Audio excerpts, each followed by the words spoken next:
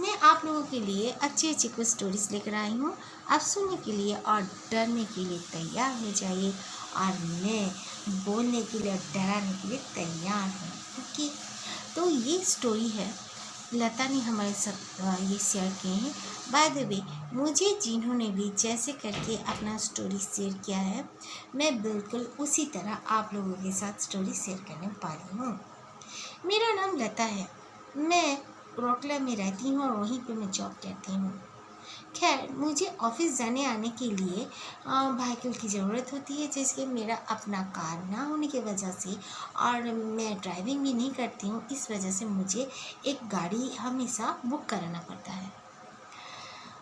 उस दिन क्या हुआ था, काफ़ी बारिश होने की वजह से जिस गाड़ी को मैं हरदम बुक किया करती थी वो गाड़ी आने से मना कर दी, क्योंकि उसका जो घर था दूसरी जगह में था, ब्रिज के उस पार था और पानी भर जाने की वजह से उस दिन वो आ ही नहीं पाया था। मुझे पता था क्योंकि सुबह भी मैं दूसरी गाड़ी से आई थी। खैर, तो उसके बाद क्या हुआ, मैं काफ़ी रात हो रही थी, मैं लेट हो रही थी, तो मैंने सोचा अब मैं दूसरी किसी गाड़ी को कैसे फ़ोन करूं। मैंने अगेन वो भैया को फ़ोन लगाया जिसके साथ मैं रोज़ आना जाना करती थी। मैंने जब उनको कॉल किया तो उन्होंने मुझे एक नंबर दिया और कहा कि कोई बात नहीं, आप इनसे कॉल करके कांटेक्ट कर लो, ये अभी आपके पास आ जाएंगे। तो मैंने कॉल किया उस आदमी को। कॉल करते ही वो आदमी लकीली मेरे ऑफिस के सामने ही था, कुछ दूर पर। वो बोला मैं अभी आता हूँ मैडम, मैं भी खड़ा ही हूँ, मैं आ रहा हूँ। तो वो आ गया वो आदमी और मैं उसके साथ बैठ गई। बैठने के बाद मैं देखती हूँ उस आदमी के साथ पहले से पीछे में मैं जहाँ बैठी हूँ वहीं पे एक और लड़की बैठी हुई है। मैंने सोचा शायद ये भी जा रही होगी, शायद ये मेरे से पहले उतर जाए, लेकिन वो आदमी तो मेरे ऑफिस से थोड़ी दूर पे था। कहा, मैंने इतना भी नहीं सोचा और मैं अपना फ़ोन निकल के फ़ोन देखने लगी।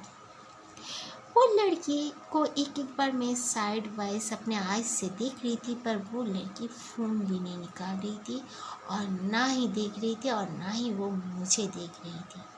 मैं चाहती थी कि वो मुझसे कुछ पूछे या मैं उससे कुछ पूछूं, लेकिन वो कुछ भी नहीं कर रही थी। बाय द वे, और एक बात, मेरा घर मेरे ऑफिस से लगभग 4 व्हीलर में आने में 1 घंटा लग ही जाता है। मैंने सोचा ये लड़की आगे जाएगी पीछे जाएगी, कुछ पूछने से अच्छा है मैं अपना चुपचाप रहूं। मैं बैठी थी, मैं सोच रही थी अब आएगा इसका घर, अब आएगा। फिर धीरे धीरे देखने लगी कि मेरा घर का गली आ गया और वो भैया पूछे कि मैडम किस तरफ जाना है, राइट या लेफ्ट। मैंने कहा राइट साइड, और वो राइट साइड में टर्न कर गया और मैं घर के सामने में खड़ी हो गई। फिर मैंने कहा कि अब आप इनको छोड़ने जाओगे। मैं जब उसे पैसा दे रही थी तब मैंने कहा, तो वो आदमी बोला किनको, तो बोले जो ये बहन जी बैठी हुई हैं, बोल के मैं देखने गई तो वहाँ पर कोई भी नहीं था। तो वो ड्राइवर ने कहा कौन है आपके अलावा, कोई भी बुक नहीं किया था। ऐसे में भी बारिश के मौसम में मैं आपके ऑफिस से थोड़ी दूर में खड़ा था और फिर आपने मुझे कॉल किया, प्लस मेरे फ्रेंड ने भी मुझे कॉल करके बता दिया था कि आप उसके पैसेंजर हो। खैर कोई बात नहीं, मैं काफ़ी ताज्जुब हुई कि मेरे साथ इतने 1 घंटे से बैठी हुई जो लड़की आ रही थी वो कौन थी और उस वक्त वो कहाँ चली गई थी। रास्ते में कहीं पे गाड़ी नहीं रुकी थी और फिर मैं जब उतरी वो तो तब तक बैठी थी, फिर वो कब उतरी और कहाँ गई मुझे समझ में नहीं आया। मैं घर के सामने में उतरी और मैं अपने घर के अंदर चली गई। मेरी मॉम ने मेरा लिए दरवाज़ा खोला, तब मेरे सर ना बहुत चकराने लगा था। मैं थोड़ा ज़्यादा ही सोच रही थी शायद। ये सोचकर मैंने झटक दिया उस सोच को और मैं अंदर चली गई।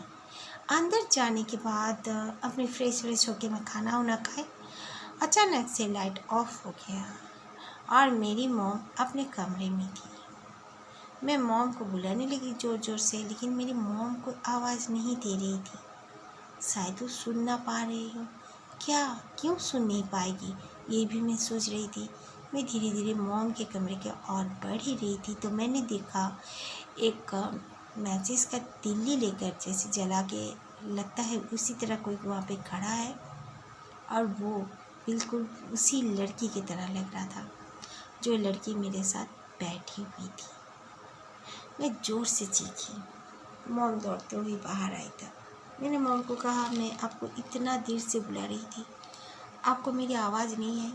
मॉम ने कहा, बिल्कुल नहीं, मुझे एक भी आवाज़ नहीं आई थी, तेरे इसी चीख से मैं दौड़ के आई। खैर, उसके दिन बाद से मेरे साथ ऐसा कुछ नहीं हुआ, लेकिन वो इंसिडेंट मेरे साथ हुआ क्यों था, कैसे, आज भी मुझे नहीं पता। इसी तरह सेकंड स्टोरी हमारे साथ शेयर कर रही हैं आयशा। आयशा मेरे साथ पहले भी बहुत सारी स्टोरी शेयर कर चुकी हैं। बहुत बहुत बहुत थैंक यू आपको, और आपकी हर मनोकामना पूर्ण हो, और सुबह से रात तक खुश रहें आयशा। ओके, आयशा बताती हैं वो अपने एक पड़ोस की आंटी की हमारे साथ, जो वो उनके साथ शेयर किए थे, वो स्टोरी वो हमारे साथ शेयर करनी है। खैर, पड़ोस की आंटी हमेशा क्या करती थी, फेरी वाले लोगों से साड़ियाँ खरीदा करती थी। ज़्यादातर वो सुनती थी कि लोग उनके जो साड़ी वो खरीदती थी, लोग कहते थे कि ये मार्केट में इतना लिया है, उतना लिया है, और आंटी को काफ़ी कम कॉस्ट में वो साड़ियाँ मिल जाया करती थी। तो आंटी बहुत खुश हो जाती थी। ऑब्वियसली कोई भी खुश होगा, कीमती चीज़ अगर कम दाम में पा जाए तो। खैर, तो आंटी बहुत खुश हो जाती थी और कहती थी कि लो, मैं तो सत्ते पे सत्ता, दहला पर दहला, ऐसे वर्ड यूज़ किया करती थी। तो उसी तरह आयशा की मॉम ने एक दिन कहा कि मैं भी एक साड़ी खरीदूंगी, आप मुझे भी बोलना। तो बोले ठीक है। तो आयशा की मॉम को भी उन्होंने बहुत ही कम कीमत में एक आदमी से साड़ी खरीदने के लिए मदद कर दिया। उसकी मॉम को वो जरी वाली साड़ी ओनली 500 बोल रहे थे, 400 में मिल गया। बिल्कुल पार्टी वियर मैंने शादी में पहनने वाली साड़ी थी वो, और वो साड़ी आयशा की मॉम ने खरीद ली। और वो आकर क्या की, वो सोची कि धो देती हूँ। उन्होंने वो साड़ी धो लिया। धोने के बाद और फिर धो धा के वो सुखा के अलमारी के अंदर रख देती है। उसी रात की बात है, उनका जो अलमारी में साड़ी रखी थी, वो अलमारी में जैसे अंदर से कोई बहुत ज़ोर ज़ोर से नॉक करने लगता है। उसकी मॉम के कमरे में ही था वो अलमारी। उसकी मॉम चौंक जाती है, उठती हैं और इधर उधर देखती हैं। फिर ख्याल करने पर देखती हैं कि वो अलमारी पे कोई नॉक कर रहा है, यानी अंदर से। तो वो जल्दी से अपने बेटियों को बुलाती हैं, आयशा और उसकी और 2 बहनें भी थी। वो लोग दौड़ के आते हैं मॉम के कमरे में। उनके फादर बाहर गए हुए थे, उनके फादर घर पर नहीं थे। तो वो लोग दौड़ के आए और आकर मम्मी को पूछने पर उनकी मम्मी ने कहा कि देखो, ये अलमारी अंदर से कोई नॉक कर रहा है। लेकिन वो लोग जब तक आए थे वो नॉकिंग बंद हो चुकी थी। खैर, उसकी मॉम को तो सुनाई पड़ी थी। उसकी मॉम काफ़ी फिक्रमंद हो गई। फिर उसने कहा कि कुछ करो बच्चों, मुझे बहुत डर लग रहा है, मैं इस कमरे में अकेली नहीं सो सकती। तो उनकी 3 बेटियां आके उनके साथ सो जाती हैं। 2 बेटियां नीचे सोती हैं और एक बेटी उनके साथ सो जाती हैं। फिर अचानक जब वो लोग सो जाती हैं, उसके बाद अचानक फिर से धड़ धड़ धड़ धड़ की आवाज़ आती है। तो वो लोग जल्दी से ओपन करते हैं जब अलमारी को, तब उन्हें कुछ नहीं मिलता।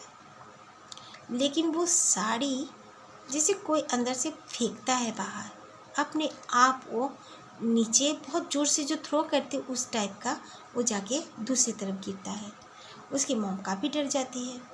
उसकी मॉम बोलती है ज़रूर इस साड़ी में ही कुछ होगा। वो तुरंत उसी रात को आयशा की मॉम उस पड़ोसन के पास जाती है और पूछती है, ये साड़ी मैंने फेरी वाली से ख़रीदा था ऐसे ऐसे। तो वो बोलती नहीं, ऐसा कुछ नहीं है। तो आयशा की मम्मी बोलती ठीक है, ऐसा कुछ नहीं है। तो औरत बोलती मैं तो बहुत खरीदती हूँ, ऐसे कभी कुछ नहीं हुआ है, ऐसे कैसे हो सकता है, ऐसा बोलते हैं। तो आयशा की मम्मी और कुछ नहीं बोलती और उस साड़ी को बरामदे में रख देती है। फिर अचानक उन्हें एक आइडिया आता है। वो सोचते हैं कि मैं एक बाबा को तो पहचानती हूँ, बचपन से अपने बच्चों को झाड़ फूँक भी करवाती थी वगैरह वगैरह। तो वो सोचते हैं कि चलो इस साड़ी को लेकर उनके पास चल देती हूँ, देखती हूँ वो क्या बोलते हैं। तो चली जाती हैं। जाने के बाद वो बाबा से पूछती हैं बातों में कि बाबा मैं ऐसे ऐसे साड़ी खरीदी थी, देखो ना अचानक मेरे साथ ऐसा हुआ। तो बाबा हंसते हैं और कहते हैं बेटा, जिसके बदन में ये साड़ी लपेटा गया था उसी का आत्मा है इसमें। इस साड़ी को पानी में बहा दे, बहुत खुश होगी, तो खुश नसीब बन जाएगी। सुहागन औरत को पहनाया गया था इस साड़ी, जो कि मर चुकी थी, उसके डेड बॉडी में पहनाया गया था। उसे अच्छा लगा था दोबारा फिर से दुल्हन बन के, लेकिन वो दुनिया से ही चली गई थी। फिर भी उसे अच्छा लगा था, वो खुश थी। लेकिन ये साड़ी पानी में बहाने के बजाय या जलाने के बजाय लोग बेचने लगते हैं। बहुत ही लज्जा की बात है। तो ऐसा कि मॉम जब सुनती है वो जल्दी से जाती है और बहते हुए पानी में उसे बहाना था। वहाँ पर उनका आमने सामने कोई नदी नहीं थी। फिर भी उन्होंने तुरंत अपने बेटियों से कहा और वो साड़ी लेकर अंदर गए ही नहीं। वो जल्दी से अपने तीनों बेटियों को लेकर जाती हैं दूसरे शहर में, और नदी वहाँ पर मिलता है और वहाँ पर नदी में उस साड़ी को बहाती हैं। वो तीनों भी नहाकर, अब मतलब चारों, तीन बेटी और मम्मी नहाकर अपने पुराने कपड़े वहीं पे फेंक देती हैं और नए कपड़े पहन के वो लोग घर वापस आते हैं। उसके बाद उनके साथ अब कुछ भी प्रॉब्लम नहीं होता। Thank you very much. मैं आज 2 ही स्टोरी सुनाती हूँ, ज़्यादा लंबी हो जाएगी वरना वीडियो। और आप लोग को एक अच्छी सी टिप्स भी मैं दे देती हूँ जो आप लोग को ज़रूर फ़ायदा होगा। जब भी अपने बालों में शैम्पू करें तो उसमें शैम्पू में पहले चावल का पानी में शैम्पू डालें और फिर प्याज का रस मिलाएं, उसे अच्छा से घोल के उसके बाद अपने बालों में लगाएं। तो और 5 मिनट तक थोड़ा सा मसाज करते रहें। उसके बाद सफ़ेद पानी में यानी सादे पानी में धो लें। जानते हैं इसमें बाल बहुत ही अच्छा शाइन करता है और बाल झड़ना भी बिल्कुल रुक जाता है। Thank you, good. हाँ, चैनल से लाइक से सब्सक्राइब करना मत भूलना। बाय।